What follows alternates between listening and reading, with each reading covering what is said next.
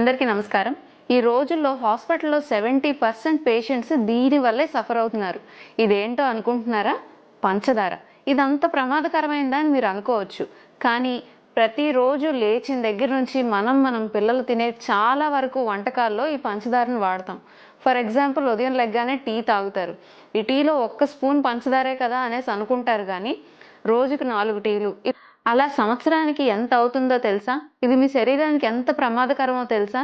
ఒక్క ముక్క చాక్లెటే కదా! ఒక గ్లాసు డ్రింకే కదా అని అనుకుంటారు గానీ, రోజు ఇదే అలవాటుగా మారితే బరువు పెరగడంతో మొదలై మెల్లిమెల్లిగా మీ శరీరంలో ఫ్యాటీ లివర్ పెరుగుతుంది. షుగర్ లెవెల్స్ పెరుగుతాయి. బ్యాడ్ కొలెస్ట్రాల్ పెరుగుతుంది.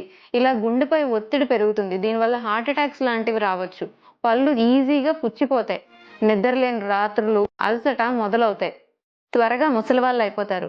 ఎలా అయితే ఒక సిగరెట్టు ఒక్కసారిగా మనిషిని చంపదు, మెల్లిమెల్లిగా బలహీనపరుస్తుందో, సేమ్ అదే విధంగా పంచదార కూడా మీ శరీరానికి ఒకేసారి డిసీజెస్ అన్నీ వచ్చేలా చేయదు. మెల్లిమెల్లిగా మీ శరీరాన్ని మొత్తం బలహీనపరుస్తుంది.